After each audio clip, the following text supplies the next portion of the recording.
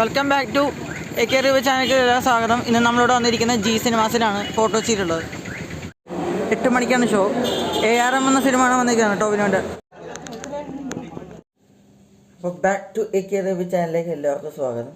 അപ്പോൾ ഇന്നലെ ഞാൻ ARM എന്ന സിനിമ കണ്ടു. ഇന്ന് രാവിലെ എപ്പോഴാണ് ഇടാൻ തോന്നി. കാരണം വെച്ചാൽ എല്ലാം കഴിഞ്ഞ് വീട്ടിലേക്ക് എത്തിയപ്പോഴേ ലേറ്റായി. രാത്രി റിവ്യൂ ചെയ്യുന്ന എത്രയോ നല്ലതായിരിക്കും രാവിലെ ചെയ്യണം സിനിമ. അപ്പോൾ നമുക്ക് സിനിമയുടെ റിവ്യൂയിലേക്ക് കിടക്കാം. സിനിമയുടെ റിവ്യൂയിലേക്ക് കിടക്കുന്നതിന് മുന്നേ വേറൊരു കാര്യം, സത്യം പറഞ്ഞാൽ ഞാൻ ഈ സിനിമ ഇറങ്ങിയ ദിവസം 3:30 മണിക്കത്തെ ഷോന് വനിതവനിതയിൽ ഞാൻ ബുക്ക് ചെയ്തതാണ്. പക്ഷെ അന്ന് ടിക്കറ്റിൻ്റെ ആ കാശ് എനിക്ക് പെട്ടെന്ന് എൻ്റെ റീഫണ്ടായിട്ട് കിട്ടി. അപ്പോൾ എനിക്ക് മനസ്സിലായി ഞാൻ പോയ ഷോ ക്യാൻസൽ ചെയ്തു. സത്യം പറഞ്ഞാൽ വനിതവനിതയോട് എനിക്ക് തിയേറ്ററിനോട് എനിക്ക് ഇഷ്ടമില്ല. പക്ഷെ ആ ഡിസ്ട്രിബ്യൂട്ടർ, അതായത് ലിസ്റ്റിൻ സ്റ്റീഫൻ കാണിച്ച ഒരു വൃത്തികെട്ട പരിപാടിയായിരുന്നു അത് കാണിച്ചത്. കാരണം എനിക്ക് ഏറ്റവും വലിയ ആഗ്രഹമായിരുന്നു, ഞാൻ ഇതുവരെ വനിതയിൽ 3D കണ്ടിട്ടില്ല. ആ കിട്ടിയ അവസരമാണ് അയാൾ കാരണം അന്ന് നശിക്കപ്പെട്ടത്. ഇനിയിപ്പോൾ അതിന് കാണാൻ പറ്റിയിട്ടില്ല. അപ്പം അതിന് പകരം ഞാൻ ഇന്നലെ ഫാമിലിയായിട്ട് വൈകിട്ട് 8 മണിക്കത്തെ ഷോന് ജി സിനിമാസിൽ പോയി കണ്ടു. 3D അത്യാവശ്യം നല്ലതായിരുന്നു അവിടുത്തെ. അപ്പോൾ നമുക്ക് സിനിമയുടെ റിവ്യൂയിലേക്ക് കിടക്കാം.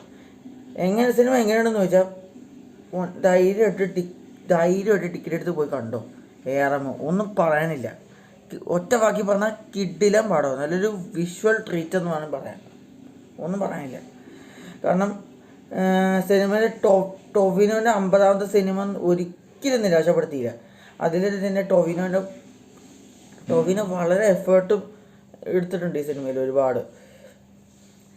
അതുപോലെ ടൊവിനോൻ്റെ 3 ക്യാരക്ടേഴ്സും നന്നായിട്ട് കൈകാര്യം ചെയ്തിട്ടുണ്ട്. അതിൽ പ്രത്യേകിച്ച് എടുത്ത് പറയണം മണിയൻ്റെ ക്യാരക്ടറാണ്. അത് നമ്മൾ ട്രെയിലർ കണ്ട പോലെ തന്നെയായിരുന്നു. ഒരു രക്ഷയില്ല. ഒറ്റ വാക്കി വന്നാൽ തകർത്തു എന്ന് പറയാം. മണി എന്ന ക്യാരക്ടർ ഒന്നും പറഞ്ഞില്ല. മൊത്തത്തിൽ തന്നെ സിനിമ എനിക്ക് ഒരു തിയേറ്ററിൽ തന്നെ എക്സ്പീരിയൻസ് ചെയ്യേണ്ട പടമായിട്ട് തന്നെ തോന്നി. കാരണം വിഷ്വൽസും മേക്കിങ്ങും BGMഉം ടെക്നിക്കൽ സൈഡും എല്ലാം അടിപൊളിയാണ്. പിന്നെ ആക്ഷൻ സീക്വൻസും നന്നായിട്ടുണ്ടായിരുന്നു. പിന്നെ സിനിമയിൽ ഇതൊക്കെയാണ് ഈ സിനിമയുടെ മെയിൻ പോസിറ്റീവ്സ് ആയിട്ട് എനിക്ക് തോന്നിയൊരു പ്രധാന കാര്യം. പിന്നെ നെഗറ്റീവായിട്ട് തോന്നിയതെന്ന് വെച്ചാൽ അത്ര നെഗറ്റീവായിട്ട് തോന്നിയിട്ടില്ല. എന്നാലും ഈ സിനിമയിൽ നല്ല എല്ലാം എല്ലാ ചേരുവകളും നന്നായിട്ട് ഒരുക്കി വെച്ചിട്ടുണ്ട്. പക്ഷേ സ്ക്രിപ്റ്റിൻ്റെ കാര്യത്തിൽ ചിലയിടത്തൊന്നും ചെറുതായിട്ടൊന്ന് പാളിയിട്ടുണ്ട്. പിന്നെ ചിലയിടത്ത് എഡിറ്റിങ് കുറച്ചുകൂടി ബെറ്റർ ആക്കാമായിരുന്നു. പിന്നെ ക്ലൈമാക്സും സിനിമയിൽ കുറച്ചുകൂടി ബെറ്റർ ആക്കാമായിരുന്നു. ഒരു ഇമ്പാക്റ്റ് തരാത്ത രീതിയിലായിപ്പോയി ക്ലൈമാക്സ് മാത്രം എനിക്ക് ഫീൽ ചെയ്തത്. സിനിമയുടെ ആദ്യ പകുതി എനിക്ക് നല്ലൊരു ആദ്യ പകുതിയായിട്ട് തോന്നി. അതിനേക്കാളും മികച്ചൊരു 2ാം പകുതിയായിട്ട് എനിക്ക് തോന്നി. പക്ഷെ ക്ലൈമാക്സ് മാത്രം കുറച്ചുകൂടി ബെറ്റർ ആക്കാനായിരുന്നു. അത്രേ ഉള്ളൂ ഈ സിനിമ എനിക്ക് മെയിനായിട്ട് എടുത്ത് പറയാനുണ്ട്. പിന്നെ സിനിമയിലെ ആളുകളുടെ അഭിനയത്തെക്കുറിച്ച് പറയുകയാണെങ്കിൽ ടൊവിന ആസ് യൂഷ്വൽ തകർത്തു എന്ന് പറയാം. 3 ക്യാരക്ടറും നന്നായി കൈകാര്യം ചെയ്തിട്ടുണ്ട്. പിന്നെ ബാക്കി എല്ലാവരും, അതായത് ഈ സിനിമയിലെ നായിക കൃതി ഷെട്ടി, ഒരു വേറെ അന്യഭാഷയിലുള്ള അവർ നന്നായി കൈകാര്യം നന്നായിട്ട് ചെയ്തിട്ടുണ്ട്. അവർക്ക് ചെയ്യാൻ പറ്റുന്ന റോളിൽ അവർക്ക് നന്നായിട്ട് പ്ലേസ്മെൻറ്റ് കൊടുത്തിട്ടുണ്ട് സിനിമയിൽ. പിന്നെ ബേസിൽ ജോസഫ് ഉണ്ട് ഈ സിനിമയിൽ. പുള്ളി അത്യാവശ്യം കോമഡി ലെവലിൽ കൈകാര്യം ചെയ്തിട്ടുണ്ട്, നന്നായി ചെയ്തിട്ടുണ്ട്. മൊത്തത്തിൽ എല്ലാവരും, ടൊവിനും അടക്കം എല്ലാവരും ഈ സിനിമയിലെ എല്ലാവരും പെർഫോമൻസ് വെച്ച് നന്നായി കൈകാര്യം ചെയ്തിട്ടുണ്ട്. മൊത്തത്തിൽ തന്നെ സിനിമ ഇത് വേറൊരു എക്സ്പീരിയൻസാണ് തിയേറ്ററിൽ തരുന്നത്. കാരണം നിങ്ങൾ ഉറപ്പായിട്ടിത് മിസ് ചെയ്യരുത്.